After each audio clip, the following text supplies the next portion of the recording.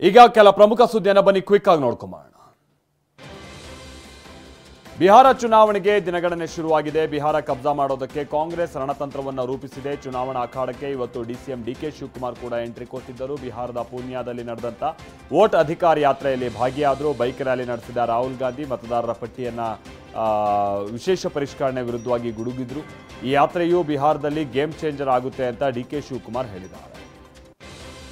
ಮೈಸೂರು ದಸರಾ ಉದ್ಘಾಟಕರಾಗಿ ಬಾನು ಮುಷ್ತಾಕ್ ಆಯ್ಕೆಗೆ ಪ್ರತಾಪ್ ಸಿಂಹ ಆಕ್ಷೇಪ ಎತ್ತಿದ್ದಾರೆ. ಮುಸ್ಲಿಮರು ಅನ್ನೋ ಕಾರಣಕ್ಕೆ ಅಪಸ್ವರ ಎತ್ತುತ್ತಾ ಇಲ್ಲ, ಆದರೆ ಬಾನು ಮುಷ್ತಾಕ್ಗೆ ತಾಯಿ ಚಾಮುಂಡಿ ಮೇಲೆ ನಂಬಿಕೆ ಇದೆಯಾ ಅಂತ ಪ್ರಶ್ನಿಸಿದ್ದಾರೆ. ಇದಕ್ಕೆ ತಿರುಗೇಟು ಕೊಟ್ಟಿರುವ ಸಚಿವ ಸಂತೋಷ್ ಲಾಡ್ ಬಾನು ಮುಷ್ತಾಕ್ ಅವರನ್ನ ಕರಿಬಾರದು ಅಂತ ಸಂವಿಧಾನದಲ್ಲಿ ಇದೆಯಾ ಅಂತ ಮರು ಪ್ರಶ್ನೆ ಹಾಕಿದ್ದಾರೆ. ಬಾನು ಮುಷ್ತಾಕ್ ಅವರಿಗೆ ತಾಯಿ ಚಾಮುಂಡಿ ಮೇಲೆ ನಂಬಿಕೆ ಇದೆಯಾ? ನಮ್ಮ ಆಚರಣೆಗಳನ್ನು ಅವರು ಪಾಲಿಸ್ತಾ ಬಂದಿದ್ದಾರ? ಅವ್ರು ಇಲ್ಲಿವರೆಗೂ ಕೂಡ ತಾಯಿ ಚಾಮುಂಡಿಯ ತಾನು ಭಕ್ತಿ ಆಗಿದ್ದೀನಿ ಅನ್ನೋದನ್ನ ಎಲ್ಲಾದ್ರೂ ತೋರಿಸ್ಪಡಿಸ್ಕೊಂಡಿದ್ದಾರ? ಹಾಗಾದ್ರೆ ಯಾಕಾಗಿ ಕರಿತಾ ಇದ್ದೀರಿ? ಸಂವಿಧಾನದಲ್ಲಿ ಆ ಥರ ಏನು ಇಲ್ಲ. ಇವತ್ತು ಸರ್ಕಾರ ತೀರ್ಮಾನ ಮಾಡಿದರೆ ಅದು ಸ್ವಾಗತ ಮಾಡಬೇಕು. ಅದರಲ್ಲಿ ಈ ರೀತಿ ಮಾತಾಡ್ತಕ್ಕಂಥದ್ದು ಸರಿಯಲ್ಲ ಅಂತ ನನ್ನ ಅಭಿಪ್ರಾಯ.